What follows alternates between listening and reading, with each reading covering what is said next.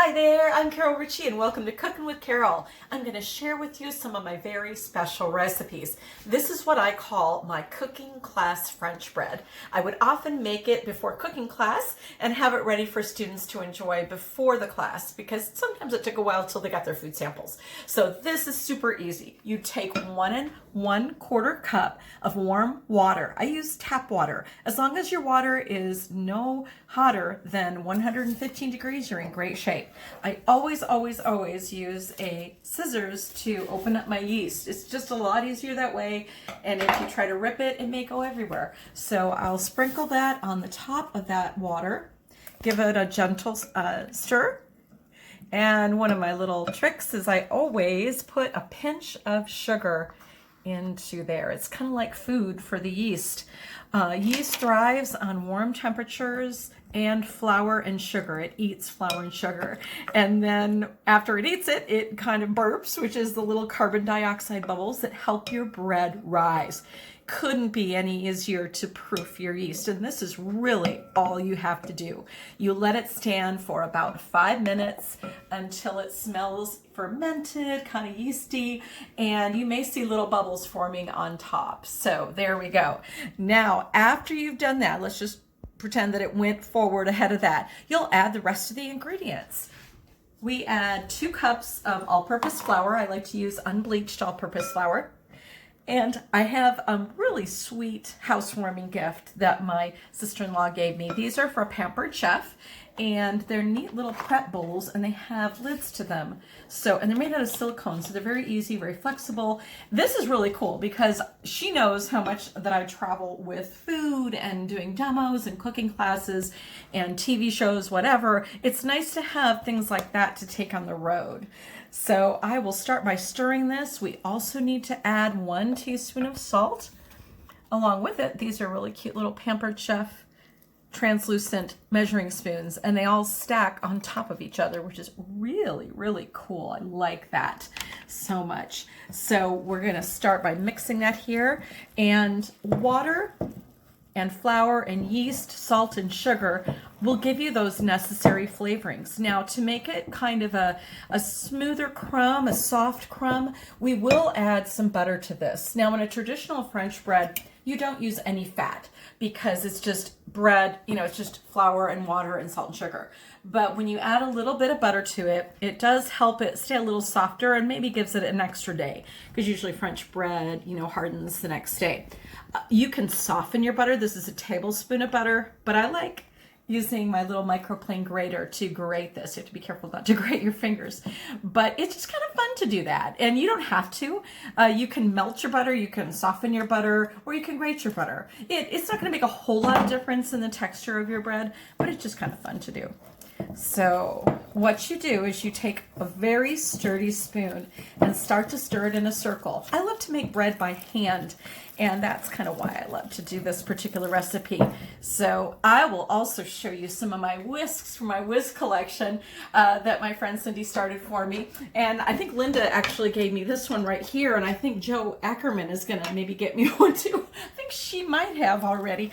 I'm so blessed to have so many dear friends that love whisks, but this is a Danish dough whisk, and that is just really cool. It really works well for kneading bread. Now, as you can see, I'm just working on developing that gluten, and it's just nice and stringy, and this is so much fun to do. If you're using a mixer, I like to use my paddle first, then I switch to my dough hook. That's just me, because I want to make sure it gets nice and moistened and stringy, and then I'll add flour to it. I have to mix this for just a touch more, so take a look at these other whisks that I've got for my collection. This is one I just got. Love it. Thank you, Linda, so much. And also this is, or maybe Cindy got that one for me. I have to remember who got these for me. But also look at how cute these different kinds are. And this one is fun. This is a spurtle. It comes with slots or not.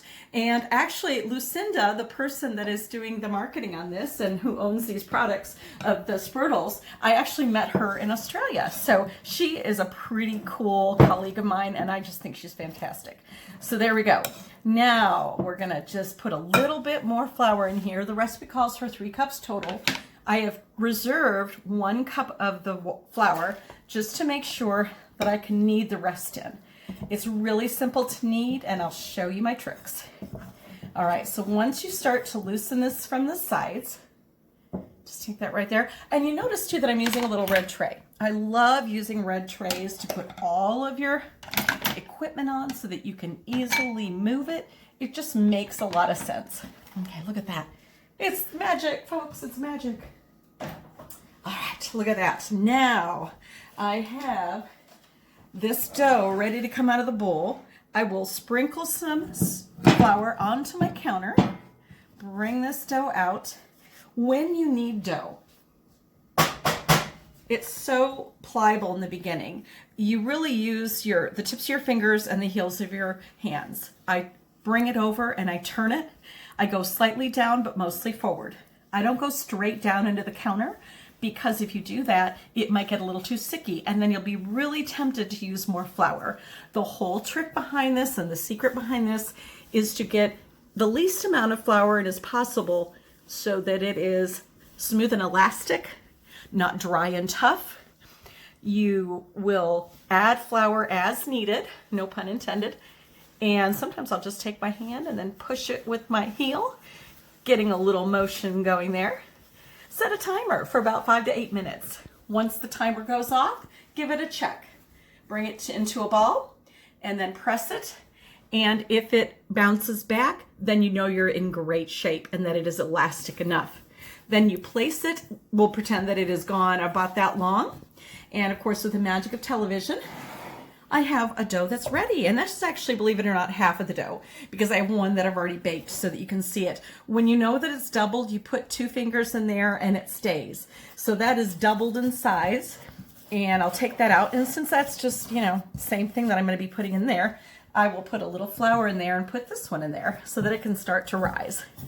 Even though it hasn't been kneaded enough, it'll have an interesting texture to it. So then what I would do for my cooking school French bread is just kind of braid into a ball and then bring that all together, give it a good pinch, place it onto a baking sheet. And these are my friends from USA Pans. I love them. And they just are fantastic pans with silicone on top of them, so you don't even need to grease them. And then I'll make a nice little crosshatch in here. This needs to rise another 30 minutes before you bake it. And then I'm gonna nestle a nice little towel on top of it. I will put a little flour on top just to give it a rustic look and to prevent the towel from sticking to it. And then let that rise for 30 minutes and then bake it at 375 degrees for about 30 minutes until when you tap it, it sounds firm, or 190 at an instant-read thermometer. I need to wash my hands, so I'll be right back to show you the finished bread. Alrighty, it's time to cut the finished loaf. And it's a really good idea to let it rest for about 15 minutes before you cut it. Now, as you can see, this is only half a loaf. Yes, I do confess that we ate half of it, but it was so good. So what I like to do for cooking class, I would cut it in half, lay the cut side down, use a serrated knife, and just give it a cut. You can even put a little towel underneath your board to prevent it from slipping. Can you see how my board is slipping right now? A little bit of a wet paper towel or something like that would be wise so that you don't hurt yourself. So there you go. There's the cooking class French bread. We would just serve that with a little bit of butter or olive oil on the side.